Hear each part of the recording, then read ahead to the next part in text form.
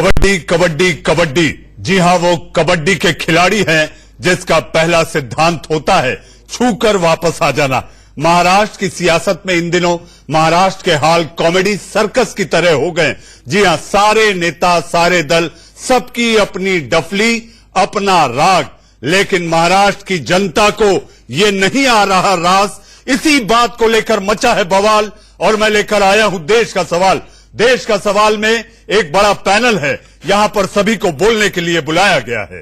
बोलने के साथ साथ आपको मैं ये हिदायत दे दूं कि यहां आपको नीचा दिखाने के लिए नहीं, अपने विचार, पार्टी के विचार रखने के लिए बुलाया गया है। मेरे साथ बीजेपी के प्रवक्ता राजीव जेटली जुड़ चुके हैं। जी हां, आखिर महाराष्ट्र में राजपाट कैसे लौटेगा, ये उसका मंत्र बताएंगे। मेरे साथ एनसीपी, जी हां, अगर सत्ता की चाबी किसी के पास है तो वो डॉक्टर सीमा मलिक के नेता के पास है। मैं जिक्र कर रहा हूं कबड्डी के उस खिलाड़ी शरद पवार जी की। मेरे साथ संजीव कौशिक जी। संजीव कौशिक जी, आप राजनीतिक विश्लेषक हैं, लेकिन आप पक्ष लेते हैं कांग्रेस का। मेरे साथ अजीत मंडोला साहब, इंडिया न्यूज के क्षेत्रीय चैनलों के राजनीतिक संपादक, जिन्होंने कांग्रेस को लगभग 3 दशकों से काफी करीब से कवर किया है। मेरे साथ संजय द्विवेदी जी।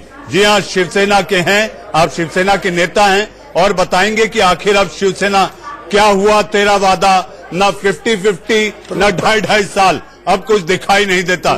सबसे पहला सवाल डॉक्टर सीमा मलिक आपसे।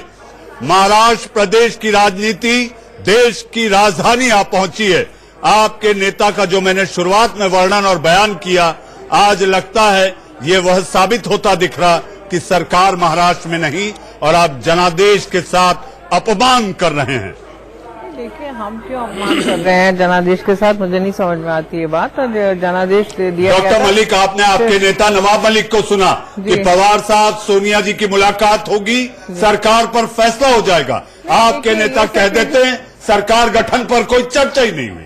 देखिए, ये चीजें इतनी जल्दीबाजी में नहीं होती हैं और मुझे नहीं लगता कि इतनी जल्दीबाजी में किसी भी नतीजे पर पहुंचना चाहिए। जैसा कि मीडिया में होता है, मैं इस इलेक्शन को शुरू से ऑब्जर्व कर रही हूँ। शुरू से ही हर चीज का कुछ न कुछ मायने लगा लिया जाता है। तो ये एक मतलब ऐसा डिसीजन है, मुझे नहीं लगता कि कोई भी डिसीजन जल्दी में लेना चाहिए। जो लोग कहते हैं जल्दबाजी का फैसला हमेशा शैतान का होता है, तो अगर एक सोच विचार के कोई चीज करी जा रही है तो मुझे नहीं लगता कि किसी भी एक बयान से या किसी भी चीजों से हमें इतने स्पेकुलेशंस लगा लेने चाहिए जो ऐसा आजकल होता है। इससे ज्यादा मैं कुछ नहीं कहना इस बात पर चाहूंगी।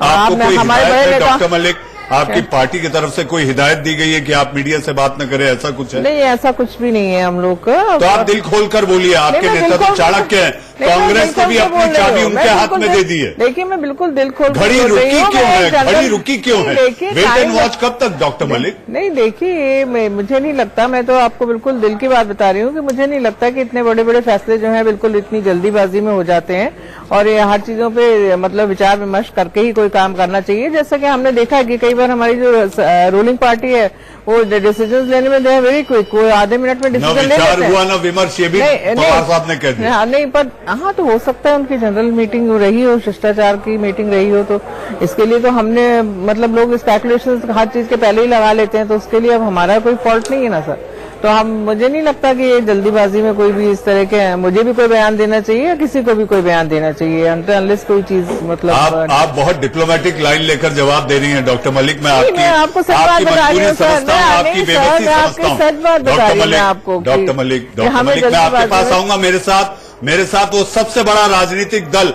जी हाँ, जिसे 105 सीटें दी महाराष्ट्र की जनता ने, वो खामोश बैठा है, लेकिन दावा वो भी करता है कि सरकार हम ही बनाएंगे, लेकिन तारीख नहीं बताएंगे।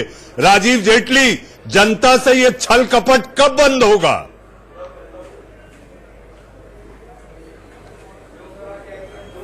देखिए, आपने कहा कि ये दावा करता है कि सरकार हम बनाएंगे लेकिन तारीख नहीं बताएंगे। हमने तो सबसे पहले जाकर राज्यपाल से कहा कि हमारे पास समर्थन नहीं है, हमारे पास इतनी सीटें नहीं है कि हम सरकार बना पाए। हमने सबसे पहले, हमारी राजनीतिक पार्टी सबसे पहले जाने वाली पार्टी थी। हम जानते थे कि जनता का मैंडेट हमें मिला है, हमारी वजह से शिवसेना को भी मिला है।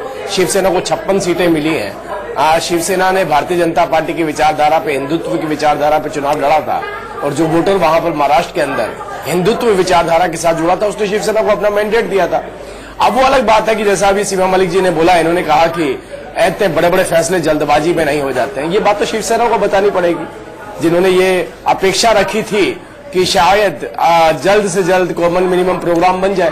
कॉमन मिनिमम प्रोग्राम के ऊपर आप देखिए कम से कम 2 हफ्ते से डिबेट चल रही है और यही बात चल रही है कॉमन मिनिमम प्रोग्राम। राजीव जी, मातोश्री के मंदिर में फैसला तो हो गया था 2.5 साल का, फैसले को सम्मान तो आप लोगों ने नहीं दिया, फैसला तो हो गया था।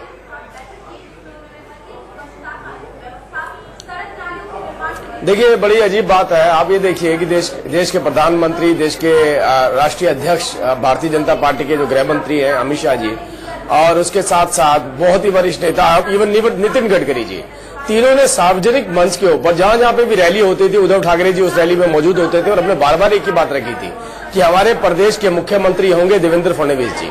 इसमें कोई दोहरा नहीं था, उसमें कोई डाउट नहीं था।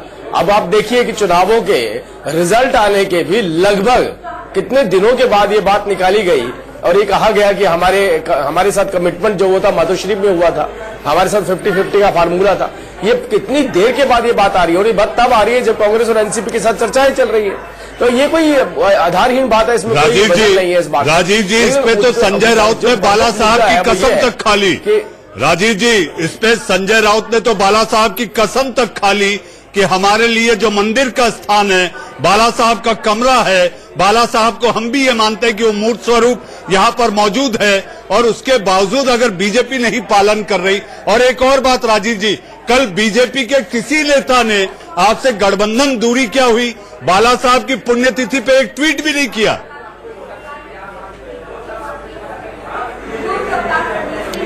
देखिए मैं आपको बताना चाहता हूं कि बाला साहब की विचारधारा, बाला साहब का अगर कोई सच्चाई में सम्मान करता है, दिल से सम्मान करता है, बाला साहब की विचारधारा के साथ जो बंधा रहा है, आज की शिवसेना तो नहीं, आज की भारतीय जनता पार्टी आप जरूर कह सकते हैं, भारतीय जनता पार्टी ने हमेशा बाला साहब का सम्मान किया। भारतीय जनता पार्टी ने राजीव जी आपके पास मैं फिर आऊंगा। इस वक्त आ रही है खबर, जेएनयू छात्रों पर फिर हुआ है लाठीचार्ज, महंगी फीस के विरोध प्रदर्शन में कर रहे हैं छात्र। जी हाँ, वो तस्वीरें जिसको लेकर भारी पुलिस बल तैनात है और आप देख सकते हैं तस्वीरों में कि जो छात्र आंदोलन कर रहे थे उन पर किस तरह से लाठीचार्ज।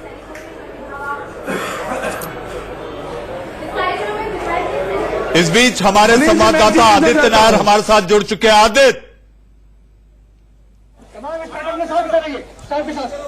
जी, जैसे कि आप मेरे पास आसपास देख सकते हैं, यहाँ पे पूरे मोहल्ले में या पूरे इलाके में काफी ज्यादा यहाँ पे एक चहल पहल मच चुकी है, क्योंकि पुलिस ने जो है अभी स्टूडेंट्स को इस पूरे स्ट्रेच में से हटाने की कोशिश करी है। स्टूडेंट्स यहाँ से आगे बढ़ चुके हैं। यहाँ पे जोरबाग मेट्रो स्टेशन के सामने ये स्टूडेंट्स जो है अभी तक इकट्ठा हो रखे थे और इनको यहाँ से हटाकर आगे की तरफ धकेल दिया गया है। वो जितने भी स्टूडेंट्स हैं यहाँ पे, आप मेरे आसपास जो स्टूडेंट्स जो आगे की तरफ आप बढ़ चुके हैं, उनके ऊपर पुलिस ने अभी लाठीचार्ज किया है और यहाँ पर जो है सिचुएशन धीरे धीरे और माहौल बिगड़ता जा रहा है। कुछ स्टूडेंट्स जो है एमएचआरडी के पास पहुंचे हैं और यही सुनने में आ रहा था कि स्टूडेंट्स जब तक एमएचआरडी पे जब तक उनकी स्टूडेंट्स रिप्रेजेंटेटिव एमएचआरडी से बात नहीं कर लेते तब तक यहाँ पे शांति रहेगा इस पूरे माहौल में। पर जैसे कि आप देख सकते हैं मेरे आसपास वो नहीं हो रहा है। पुलिस जो है धीरे धीरे करके स्टूडेंट्स को पीछे धकेल रही है, स्टूडेंट्स को यहाँ पे और इकट्ठा होने नहीं दे रही है। ये दिल्ली का शायद रिंग रोड जो है शायद सबसे आर्टेरियल, सबसे मेन रोड है और यहीं पे स्टूडेंट्स सफदरजंग के पास छात्र धरने पर बैठे थे, क्या सारे छात्रों को वहां से उठा दिया गया है?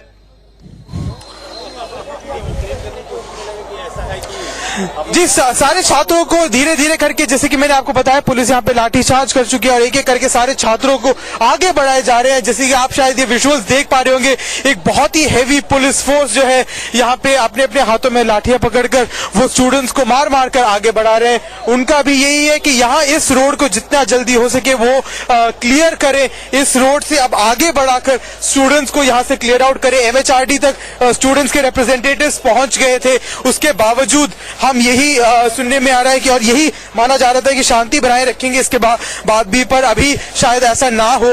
अब शायद वो माहौल थोड़ा हाथ से निकल चुका है और पुलिस ने कहीं ना कहीं इस पूरे सिचुएशन को अपने हाथ में लेते हुए बहुत बहुत धन्यवाद आदित्य, आप नजर बनाए रखें।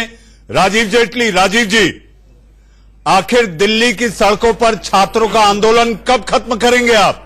मनीष जी, मैं एक चीज पूछना चाहता हूं। द्विवेदी जी, मैं आ रहा हूं आपके पास, थोड़ा सब्र रखिए, सरकार अभी आपकी नहीं बनती दिख रही। राजीव जी, छात्रों का आंदोलन कब खत्म होगा? देखिए देखिए एक बात बिल्कुल हमारे, थोड़ा सब्र रखिए, सरकार अभी आपकी नहीं बनती दिख रही। राजीव जी, छात्रों का आंदोलन कब खत्म होगा? देखिए एक बात बिल्कुल हमारे सीनियर लीडरशिप ने भी इस बात को रखा है, केंद्र सरकार भी इस बात को रख रही है कि जो छात्रों की मांग है उस पर काफी हद तक समन्वय बना लिया गया। लेकिन इशू ये नहीं है, इशू ये है कि क्या गरीब छात्रों के लिए लड़ाई हो रही है? अगर सच्चाई में गरीब छात्रों के लिए लड़ाई हो रही है तो गरीब छात्रों के लिए जो सरकार ने प्रोविजन कर रहे थे वो प्रोविजन कर चुकी है सरकार। देखिए, ये गरीब छात्रों के बीच में बहुत सारे ऐसे तत्व आ जाते हैं जो माहौल खराब करने की कोशिश करते हैं। क्या पढ़ने वाला छात्र इस तरीके की लड़ाई, लेकिन FIR दर्ज नहीं होती। राजीव जी, मैं आऊंगा आपके पास, राजीव जी मैं आपके पास आऊंगा। हम अपने मूल मुद्दे पर लौटते हैं। आखिर जहां पर बात हमारी रुकी थी कि जनता के साथ, महाराष्ट्र की जनता के साथ छल कपट कब रोकेंगे आप भी बड़ा दल हैं, आपके बड़े बड़े नेताओं ने कहा है, चाहे चंद्रकांत दादा पाटिल हो, सुधीर मुनगंटीवार हो, देवेंद्र फडणवीस ने खुद कहा है कि सरकार बनेगी तो बीजेपी की बनेगी। तो आज आप जो दर्शक इंडिया न्यूज देख रहे हैं उनको बता दीजिए कि कैसे बनाएंगे आप सरकार।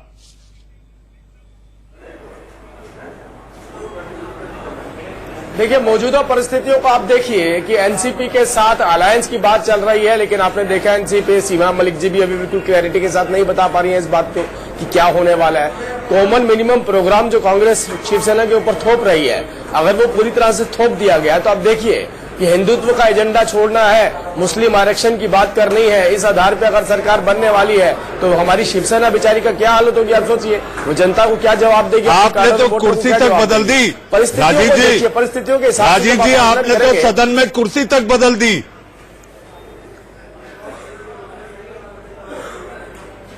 देखिए, एनडीए का हिस्सा थे, एनडीए का हिस्सा नहीं है। जो प्रोटोकॉल बनता है सदन का उसके हिसाब से उसको कुर्सी दी जाती है। मैं आपको एक बात बोल रहा था, शायद वो उस टाइम पे बात कट गई थी हमारी। मैंने आपसे कहा था बाबा साहब का अगर कोई सम्मान करता है बाला साहब का, तो वो केवल भारतीय जनता पार्टी करती है।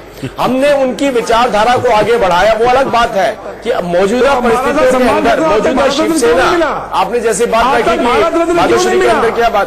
राजू जी, मैं आपसे पूछ रहा क्वेश्चन, आप सम्मान करते हैं, आप माननीय अटल बिहारी वाजपेयी साहब ने भारत रत्न दिया, तो क्या भारत रत्न के लिए बाला साहब नहीं थे अधिकारी? बहुत अच्छी, जिन्होंने समाज सेवा को जीवन अर्पित कर दिया। बहुत अच्छी बात, बहुत अच्छी बात आपने बोली, बहुत अच्छी बात बोली आपने, बहुत अच्छी बात बोली। मेरे को तो याद आ गया, बाला साहब को तो भारत रत्न मिलना चाहिए, लेकिन मुझे याद आ गया वीर सावरकर जी का क्या होगा, जिसके लिए हम भारत रत्न की बात कर रहे हैं। कांग्रेस आपसे, अरे राजीव जी, आप बाला साहब का स्मारक तो बना दीजिए समंदर में। जो नाम रखा है राजीव जी, बाला साहब का स्मारक तो बना दीजिए समंदर में। वो जनता काम नहीं होता है, ये आप गलत कह रहे हैं। वीर सावरकर जी को आप देना, बिल्कुल आप ये देखिएगा, आप अवस्थी जी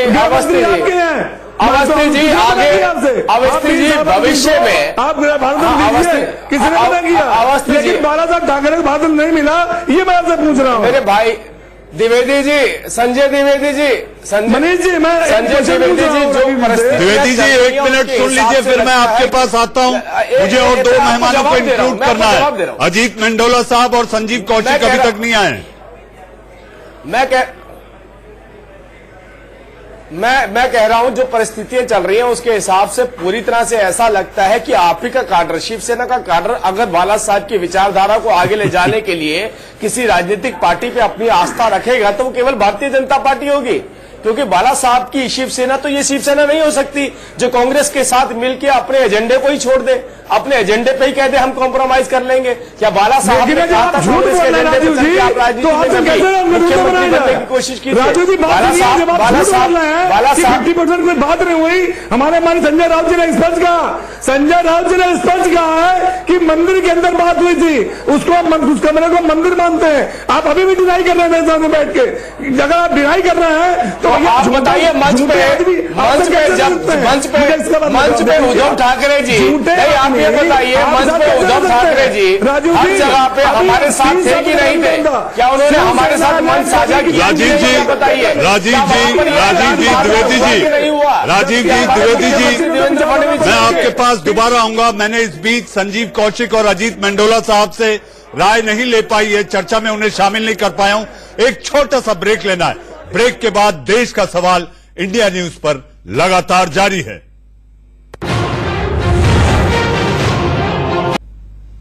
महाराष्ट्र की सियासत पर देश का सवाल जारी है ब्रेक के बाद। जी हां, संजीव द्विवेदी जी, आप लगातार बोलने को उत्सुक थे, किसानों के हिमायती बनना चाहते हैं, लेकिन प्यार वर्षा से है।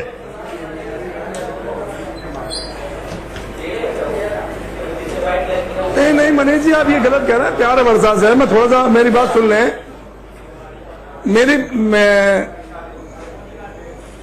मेरी बात सुन लें, मैं जो कहना चाह रहा हूं, अभी हमारे राजीव जी ने कहा कि साहब हमको बाला साहब ठाकरे से वो बहुत ही ज्यादा हम उनकी सम्मान करते हैं, ये करते हैं, हम सब दुनिया भर की बाकी भारतीय जनता पार्टी के नेता भी कहते हैं। आप मेरा जवाब दीजिए द्विवेदी जी, आप मेरा जवाब दीजिए, आप मेरा जवाब दीजिए। जनादेश की अवमानना, जनादेश का अपमान आखिर किस लिए? केवल सत्ता लोलुपता के लिए? तो मैं वही तो बताने आपको जा रहा हूं। मैं बात मनीष से सुनेंगे, आपको सब जवाब मिल जाएगा आपका। अगर आप धैर्य से अगर 5 मिनट में 2 मिनट मेरी बात सुन लेंगे तो मैं सभी बातों का आपको जवाब दे दूंगा। आप 2 मिनट बात सुन लीजिए, मैं आपको जवाब दे रहा हूं 2 मिनट में। मैं यहां शुरू कर रहा हूं कि माननीय बाला साहब ठाकरे की सभी भारतीय जनता पार्टी बहुत ही ज्यादा इज्जत करते हैं।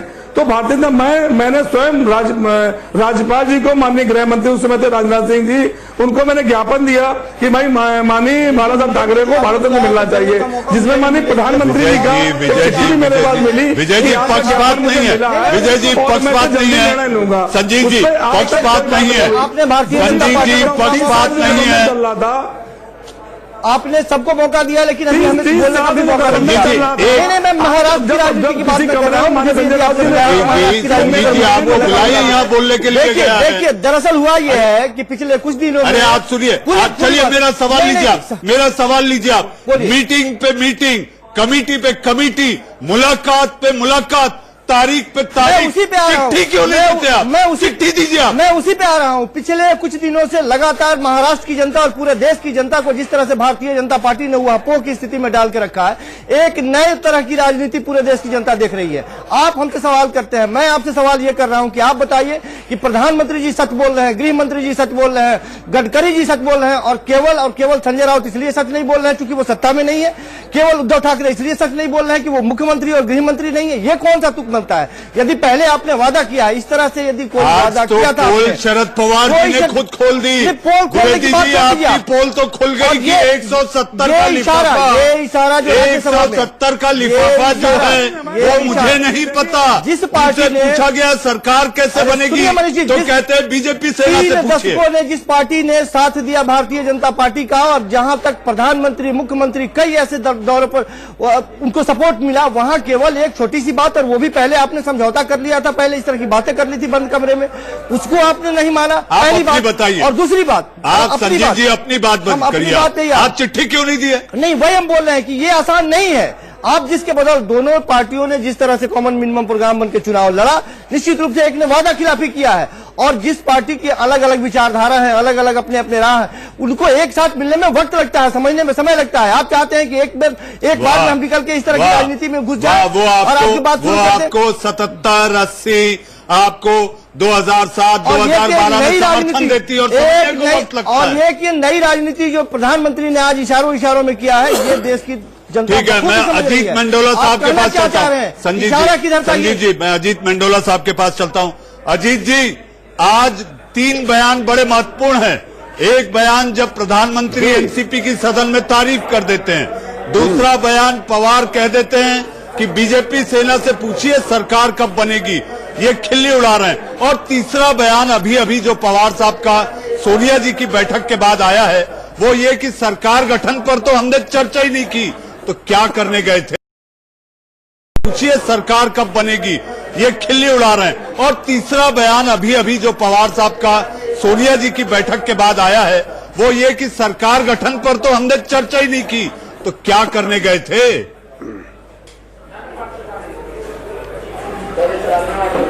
मनीष जी देखिए, शरद पवार कितने पुराने नेता है, खाटी नेता है, उनको सारी चीजें पता है कब क्या बोलना है, क्या बोल के चर्चा में रहना है।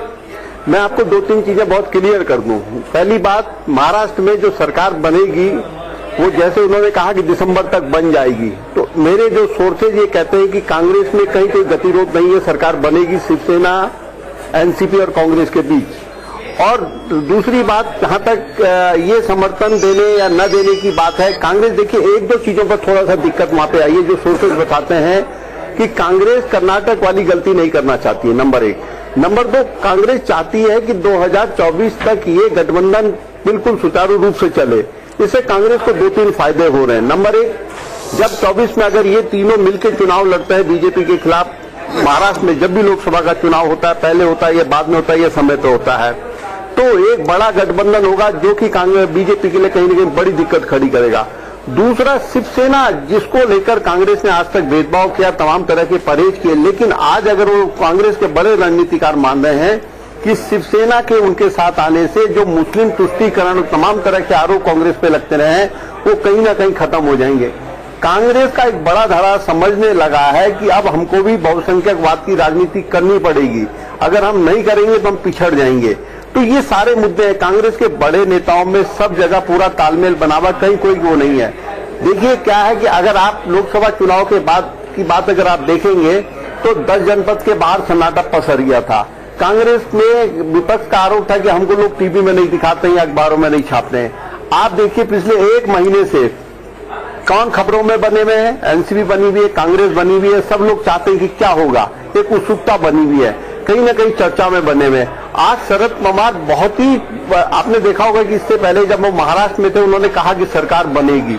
आज दिल्ली में आके जो कुछ है वो खेल रहे हैं। अब वो खेल में किसको खेल रहे हैं? बीजेपी ने आज प्रधानमंत्री नरेंद्र मोदी ने राज्यसभा में जो कुछ कहा है उससे कोई फर्क नहीं पड़ने वाला है। ये मतलब पूरा पुख्ता इंतजाम है, लेकिन बस यही है, वो ये चीजें इस तरह से करना चाहते हैं कि जब भी लोकसभा का चुनाव है तब तक ये गठबंधन मजबूती से खड़ा रहे। कोई दिक्कत कर्नाटक में जैसे ये कर्नाटक में टूट गया था, एकदम अफरा तफरी हो गई, एकदम से वो नहीं चाहते हैं। कांग्रेस के रणनीतिकार बहुत सोच समझ के पुराने खिलाड़ी हैं, कांग्रेस के जो नेता भी खेल रहे हैं खेल को, और शरद पवार के बारे में तो मेरे से ज्यादा आप जानते हैं। वो कहीं कोई ऐसा वो चूक नहीं करना चाहते कि कल कोई उनसे कहे कि शरद पवार जैसे नेता से अजीत जी, यहाँ पर एनसीपी की प्रवक्ता डॉक्टर सीमा मलिक बैठी है और आपने जो कहा है कि पवार पावर गेम खेल रहे हैं, डॉक्टर मलिक ये बताइए आप, क्या शरद पवार जिस तरह से उनकी राजनीतिक पृष्ठभूमि रही है, शिवसेना के साथ गेम खेला जा रहा है? देखिए ऐसा कुछ भी नहीं है कि हम कोई गेम खेल रहे हैं या कुछ भी है। ये मैं आपको शुरू से कह रही हूँ कि इस तरह के स्पेकुलेशन इस इलेक्शन में शुरू से देखा है कि लगाते रहे हैं। जब पहली बार पवार साहब की मुलाकात हुई थी यहाँ पर सोनिया जी से, आप ही मेरे साथ डिबेट में थी, मैंने आपसे कहा कि राजनीति में पवार साहब की इस मुट्ठी को पता नहीं होता इस मुट्ठी में क्या है, आपने उसे डिनाई किया था। और उस दिन के बाद से आज का 14वां दिन है, लेकिन तस्वीर आप थोड़ा टाइम दीजिए। बहुत बड़े बड़े डिसीजन होते हैं, ये कुछ ऐसा नहीं हो और जल्दबाजी में लिया हुआ डिसीजन कभी भी ठीक नहीं होता। मैं सिर्फ ये बात कहूंगी। और आज हम इस जो आज महाराष्ट्र की स्थिति है उसके लिए हम जिम्मेवार नहीं है, जो भी बीजेपी और शिवसेना के। तो क्या वो जनता जिम्मेदार है? नहीं, जनता बिल्कुल जिम्मेवार नहीं है। और जनता, हम तो बड़े आराम से अपोजिशन में बैठे थे। अगर हम थोड़े बहुत आगे आए तो इसीलिए आए क्योंकि हम लोग नहीं चाहते कि महाराष्ट्र की जनता इस तरह सफर करे या फिर से वहां पर इलेक्शंस हो। और या तो इसीलिए हम लोगों ने जो कुछ भी स्टेप लिया है वो लिया है और बहुत सोच समझ के जो कुछ भी किया। अगर हमारे जो माननीय शरद पवार जी बहुत सीनियर नेता हैं, बहुत एक्सपीरियंस है, और वो कोई भी ऐसी मतलब आप हल्की बात नहीं कर सकते ना। जो भी ऑथेंटिक चीज होगी आप ही के नेता अभी स्क्रीन पे कह रहे थे, आपने भी सुना कि आज बातचीत हो जाएगी सरकार को लेकर कि महाराष्ट्र में क्या होगा। वो भी वरिष्ठ नेता है, लेकिन पवार साहब ने तो खारिज ही कर दिया। आप बताइए, वो दल जो कि महाराष्ट्र में निर्णायक भूमिका निभाएंगे, और उस बीच महाराष्ट्र पर चर्चा ही नहीं हुई कि सरकार गठन करनी है नहीं करनी है। तो ये दिखावा क्यों था? अहमद पटेल, वेणुगोपाल, ये सब जाके वहां क्या कर रहे थे? अगर बात ही करनी थी तो यही कर लेते। देखिए, ये सारे मीडिया के तरफ से लगाए हुए स्पेकुलेशन से कि ये हो रहा है, ये हो रहा है, उन्होंने तो कभी कहा नहीं। तो आगे इस तरह से कोई किसी से मिल रहा है, मतलब कोई मिलने जो अगर मीटिंग के बारे में मेरे ख्याल से स्पेकुलेशन नहीं लगाने चाहिए। रहकर ही बोल रही हैं, हमें स्पेकुलेशन नहीं लगाने चाहिए सर, ये बहुत बड़ी बड़ी चीजें होती हैं। राजीव जी, आज संजय राउत ने एक बात कही, दिल्ली किसी के बाप की नहीं। इस तरह के बयान आपको क्या लगता है कहां ले जाकर छोड़ेंगे आपके और शिवसेना के बीच की कटुता को?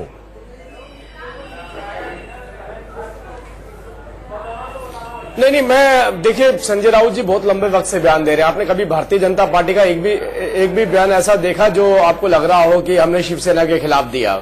हम तो आज भी कहते हैं हमारा छोटा भाई है शिवसेना को हो सकता है कि राजनीतिक महत्वाकांक्षाओं के चलते या मुख्यमंत्री पद के लिए हर तरीके का कॉम्प्रोमाइज करना पड़ रहा हो, लेकिन हम उस विचारधारा से पीछे नहीं हटने वाले। हमारा जो हिंदुत्व का एजेंडा है, हमारा महाराष्ट्र को आगे ले जाने का एजेंडा है, हम इसमें पीछे नहीं जाने वाले। सबसे बड़ी परेशानी तो यही है कि अगर संजय राउत जी छोटा भाई मानते हैं, किस वजहों से ऐसे ध्यान दे रहे? द्विवेदी जी, छोटे हो गए आप। नेशनल टेलीविजन पर बीजेपी के प्रवक्ता ने कह दिया कि आप छोटे भाई हैं। संजीव द्विवेदी जी, सर्टिफिकेट मिल गई। दिक्कत है बीजेपी के साथ। नहीं, मैं छोटे भाई के साथ ये भी बोल दूं, हमारे छोटे भाई के साथ ये भी बोल दूं कि बड़ा साहब हमारे छोटे भाई बोल ही नहीं रहे हैं, लगातार छोटा दिखाने की भी कोशिश कर रही है हर मोर्चे पे, और छोटा रखने का भी प्रयास कर रहे हैं। ये बात शिवसेना भली भांति समझ चुकी है आज के वक्त हर मोर्चे पे। ये एरोगेंस है बीजेपी का, यही कारण है कि अपनी बात पूरी करें। मैं आपसे कह रहा हूँ, हम बाला साहब हमारे पिता स्वरूप थे, लेकिन मौजूदा परिस्थितियां क्या बता रही हैं?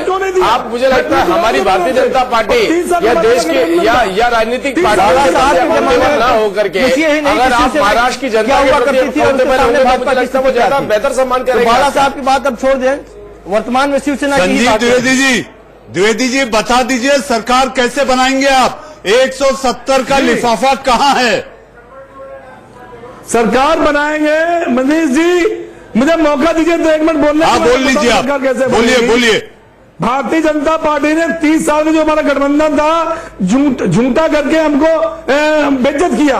अगर हम झूठ बोल रहे हैं, हम संजय राउत जी ने स्पष्ट कहा कि हमारा मंदिर था, वहां जो बातें हुई वहां झूठ नहीं हो सकती हैं। आप कह 2.5 साल की बात नहीं हुई, चलिए मान लिया है। आप कह रहे मैं 5 साल का मुख्यमंत्री बनूंगा। जब इस सब की बातें करी जा रही हैं तो शिवसेना आपको समर्थन कैसे दे? 2014 चुनाव याद करिए आप, 2014 में दोनों हम लोग अलग अलग थे, एनसीपी सरकार बनाई थी, हम मुख्यमंत्री पद नहीं मांगा, हमने कोई सरकार। क्या ये भ्रम है कांग्रेस के मन में, ये विचारधारा में ये सोच पल रही है कि कहीं न कहीं इन्होंने हमारे बड़े नेताओं का अपमान किया है? क्या वो अपमान की आग जो है वो प्रतिशोध की आग मन में कैद? देखिए, कांग्रेस और एनसीपी की बात आप लगातार कर रहे हैं, आरोप लगाने की बात नहीं है। ये लोग तो चाह रहे हैं कि देश की जनता ने या महाराष्ट्र की जनता ने जिस तरह से आप विलंब क्यों कर रहे हैं? आप विलंब क्यों कर रहे हैं? एक कोशिश जारी है कि वो वोट जाया ना हो और दोबारा एक तरह से राष्ट्रपति शासन की तरफ धकेल न दिया जाए और इस तरह से महाराष्ट्र की जनता बीच में अधर में लटकी नहीं रहे। तो ये एक प्रयास है। सारी जिम्मेवारी तो भारतीय जनता पार्टी और शिवसेना की बनती है। और दोनों बार आप कह रहे हैं कि सरकार कब बनेगी? सरकार 6 महीने समय है बाबा मनीष जी। अरे लेकिन द्विवेदी जी इतनी बचकानी बातें क्यों की जा रही थी? आपकी जल्दबाजी, सरकार अभी 4 दिन में बन जाएगी, बस बात हो गई है, हमारी तो सरकार ही बनने वाली है। राजनीति में अगर इतना ही धैर्य और धीरज था तो आपको ये सारे बयान से बचना चाहिए था। जब बीजेपी ने मना कर दिया, जब भारतीय जनता पार्टी ने मना कर दिया, तब शिवसेना ने प्रयास किया सरकार बने। जो कबूतर दिल्ली में है कांग्रेस कार्यालय में, जिसके थ्रू चिट्ठी भेजनी है, मना नहीं किया, पंख नहीं है, उन्होंने मना कर दिया, पंख ही नहीं है, बोलेगा कैसे? उससे पहले महाराष्ट्र तक चिट्ठी कैसे लेके जाएगा? जी, अब वक्त है एक छोटे से ब्रेक का। जी हां, आखिर महाराष्ट्र में कैसे बनेगी सरकार, क्लियर मेजॉरिटी के बाद भी महाराष्ट्र के जनादेश को नहीं दे पाए सरकार। ये सियासत दल आपस में 50-50 के चक्कर में लोगों की किरकिरी कर रहे हैं। ब्रेक के बाद देश का सवाल जारी है। राजीव जी, शरद पवार और आज उनकी पार्टी की तारीफ करने के पीछे क्या गेम पक रहा है, क्या खिचड़ी पक रही है? मुझे याद आता है पवार साहब मेरे राजनीतिक गुरु हैं, तो कौन गुरु और कौन घंटाल?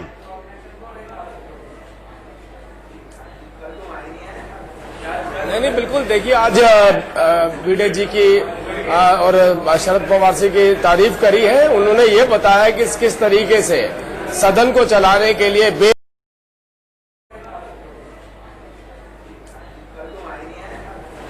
नहीं, बिल्कुल। देखिए, आज वीडियो जी की और शरद पवार जी की तारीफ करी है। उन्होंने ये बताया कि किस तरीके से सदन को चलाने के लिए बेल में ना जाने के लिए जो मर्यादाएं एनसीपी ने रखी है, तो वो तारीफ के काबिल है, इसमें कोई दिक्कत नहीं है। यही बात माननीय प्रधानमंत्री जी ने कही। ये बहुत कुछ कह जाती है राजीव जी। वो सदन के अंदर, राजीव जी आप भी वकील है, you're a lawyer by profession. Rajiv ji, संकेतों के जरिए बहुत सारी बातें कही जाती हैं राजनीति में।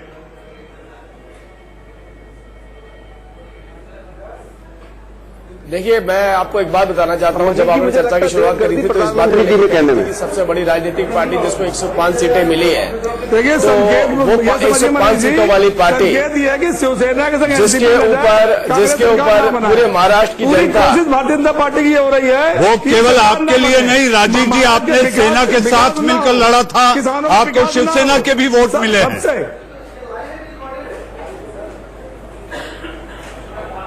बिल्कुल नहीं।